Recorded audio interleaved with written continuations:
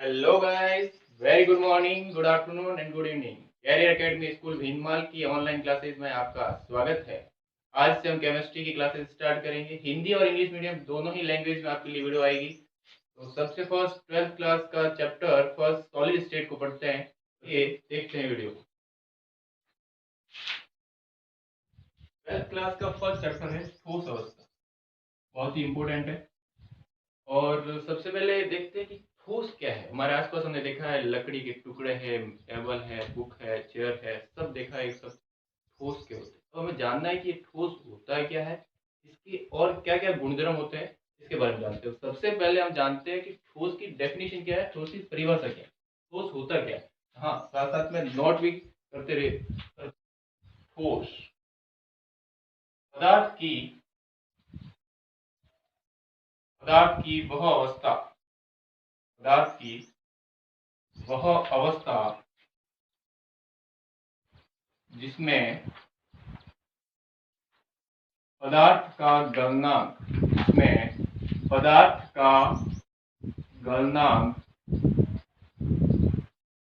वायुमंडलीय दाब पर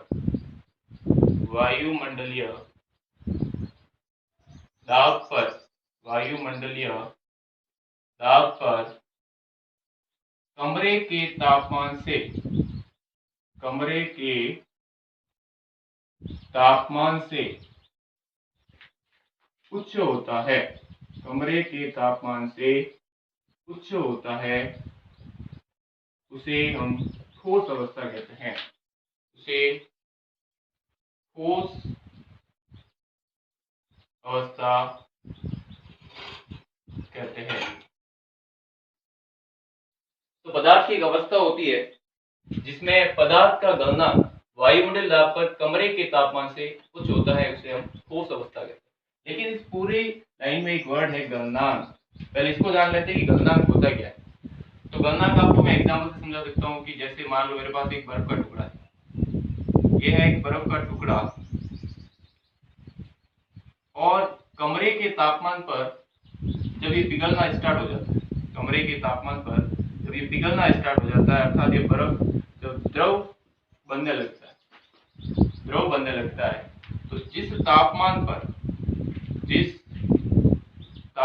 पर ये पिघलना स्टार्ट होता है, उस तापमान को हम गलनांक कहते हैं। अर्थात कोई पदार्थ जिस तापमान पर पिघलना स्टार्ट हो जाए तो उस पदार्थ का गलनांक कहलाता है। तो पदार्थ की एक अवस्था होती है जिसमें पदार्थ का गलनांक वायुमंडलीय दाब पर कमरे के तापमान से उच्च होता है। कमरे का तापमान नॉर्मली 25 डिग्री से 30 डिग्री सेल्सियस तक होता है। अगर उससे ज्यादा तापमान है तो उसे ठोस अवस्था है। अब हमें ठोस के कुछ अभिलाक्षणिक गुणधर्मों के बारे में पढ़ना है। क्या क्या गुणधर्म होते हैं ठोसों के, वो आगे देखते हैं। अब हमें ठोस के अभिलाक्षणिक गुणधर्म पढ़ने हैं। गुणधर्म पढ़ने से पहले मैं ठोस की संरचना बना लेता हूँ।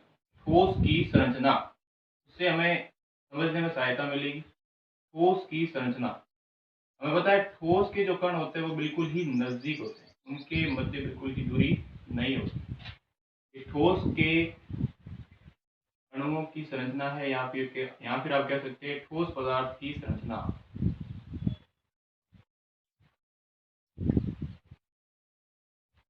ठीक है, ये ठोस पदार्थ की संरचना है जिसमें ये कण है, या फिर आप इसको परमाणु, अणु या आयन कुछ भी बोल सकते हैं। परमाणु, अणु या आयन। अब देखते हैं सबसे पहला पॉइंट क्या है। पहला पॉइंट है कि ठोस पदार्थ में अंतराण्विक ठोस पदार्थ में अंतराण्विक दूरी लघु होती है। अंतराण्विक दूरी का मतलब अंदर जो अणु है या फिर अंदर जो परमाणु है, कण है, इनके बीच की दूरी बहुत ही लघु होती है। आपको बिल्कुल न के बराबर दिखती है, या बिल्कुल ही दूरी नहीं है। तो अंतराण्विक दूरी बिल्कुल ही नगण्य होती है द्रव और गैस की तुलना में। अब दूसरा पॉइंट है, ठोस पदार्थ में अंतराण्विक आकर्षण बल बहुत ही प्रबल होते हैं। अंतराण्विक आकर्षण बल, देखो एक कण दूसरे कण को आकर्षित करता है। ये एक कण, ये दूसरा कण, ये एक दूसरे को आकर्षित करते हैं, जिसको हम बोलते हैं अंतरा आणविक आकर्षण बल।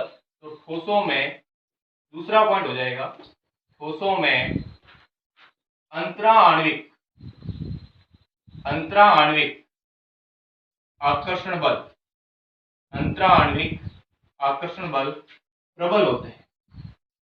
अंतरा आणविक आकर्षण बल प्रबल होते हैं। अब तीसरा पॉइंट, ठोसों के गलनांक अधिक होते हैं। ठोसों के गलनांक अधिक होते हैं द्रव और गैस की तुलना में। अब सिंपल सी बात है, अगर इन दो कणों के मध्य अंतरा आणविक आकर्षण बल, इन दो कणों के मध्य अंतरा आणविक आकर्षण बल प्रबल है और इनके मध्य दूरी बिल्कुल ही नगण्य है या बिल्कुल ही कम है, तो हम कहेंगे कि इनको तोड़ने के लिए जो तापमान देना पड़ेगा वो बहुत ही ज्यादा देना पड़ेगा। और जो किसी भी ठोस पदार्थ को पिघलाने के लिए या हम इसको भी बोल सकते हैं तोड़ने के लिए जो तापमान दिया जाता है उसी तो हम गलनांक कहते हैं। अब इनके मध्य आकर्षण बल बहुत ज्यादा है, तो इसे पिघलाने के लिए अधिक तापमान की आवश्यकता होगी, तो सीधी सी बात है इसका गलनांक भी अधिक हो जाएगा। चौथा पॉइंट है कि ठोस में अणुओं के मध्य रिक्ति होती है। अभी देखो यहाँ ये परमाणुओं के बीच में आपको स्थान दिख रहा है, इस स्थान को रिक्ति बोलते हैं। ठोस के परमाणु, ठोस के परमाणुओं के मध्य रिक्ति होती है। ठोस के परमाणुओं के मध्य रिक्ति होती है। अगला पॉइंट है, ठोस कठोर एवं भंगुर प्रकृति के होते हैं। भंगुर प्रकृति के होते हैं। हमें ये तो पता है, सिंपल सी बात है, ठोस कठोर होते हैं, लेकिन ये भंगुर क्या है इसको जानते हैं। भंगुर आपने देखा होगा कि जैसे नमक का कोई टुकड़ा है, अगर लेते हैं जैसे उसको हाथ में लेते हैं पूरा बिखर जाता है, या फिर हम अगर सर्दी में कोई लड्डू वगैरह है तो जैसे तोड़ने की कोशिश करते हैं बिल्कुल बिखर जाते हैं, तो ऐसी प्रकृति होती है, उसको हम भंगुर प्रकृति बोलते हैं। अब उसके बाद अगला पॉइंट है, ठोसों का घनत्व अधिक होता है। ठोसों का घनत्व अधिक होता है। घनत्व सबको पता है क्या होता है, घनत्व होता है द्रव्यमान बटा आयतन।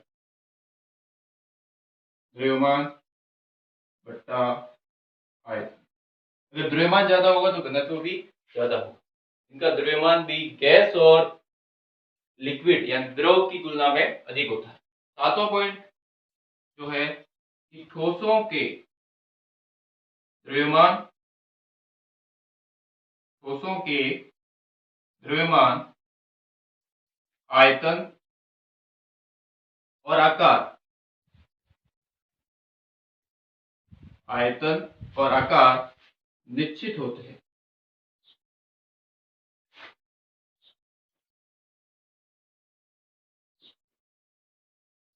ठोसों के द्रव्यमान, आयतन और आकार निश्चित होते हैं। हम जल की तरह यूं नहीं कि आपने गिलास में लिया तो गिलास का आकार ले लेगा, आपने किसी बर्तन और बर्तन में जल को डाला तो उसका आकार ले लेगा, ऐसे ठोस नहीं होता। ठोस का एक फिक्स आकार होता है, उसको हम चेंज नहीं कर सकते। हाँ तोड़ सकते हैं लेकिन उसको बदल नहीं सकते। तो ठोसों का द्रव्यमान भी फिक्स होता है, आयतन भी फिक्स होता है और आकार भी फिक्स होता है। तो अब चलते हैं अगली क्लास में।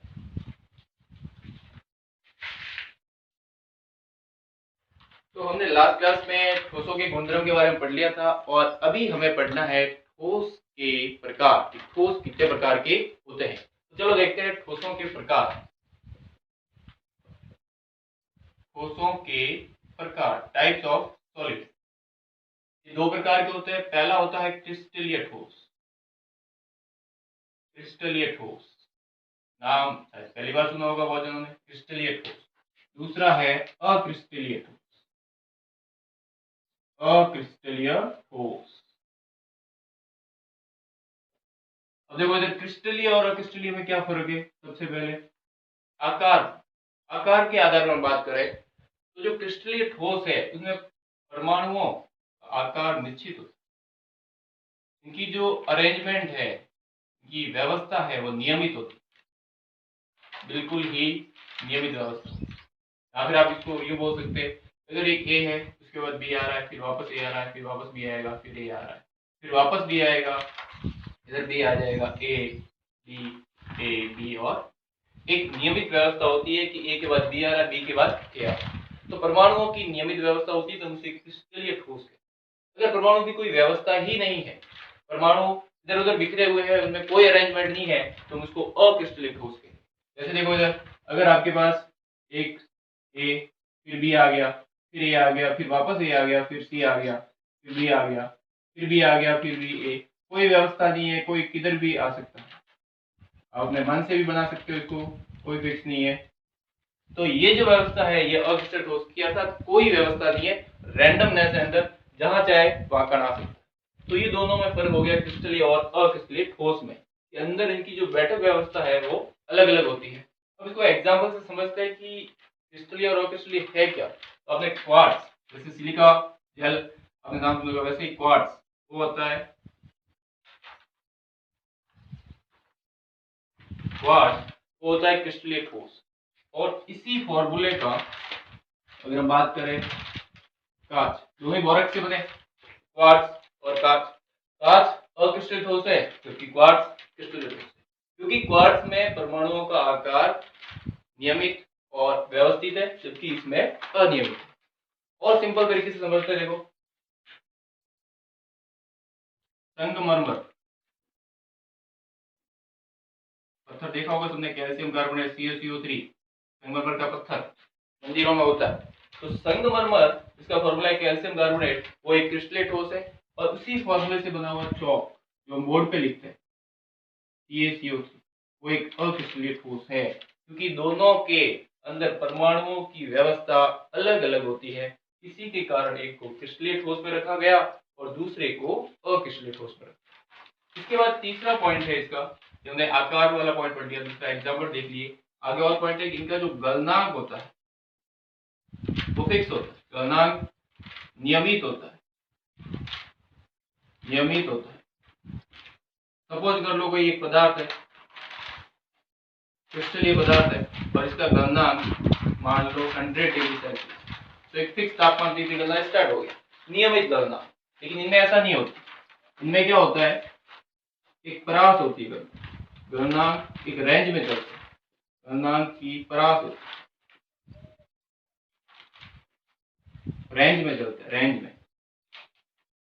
जैसे सबसे पहले ये 100 डिग्री पे पिघलना स्टार्ट हुआ, तो 100 डिग्री से लगाकर ये मान लो 130 डिग्री सेल्सियस तक पूरा पिघल जाए, एक साथ नहीं पिघलता, एक रेंज में चलता है, एक परास होती है। तो ये दोनों का गलनांक भी अलग अलग होता है, और भी इसके कुछ प्रॉपर्टीज है जो हम आगे बढ़ेंगे।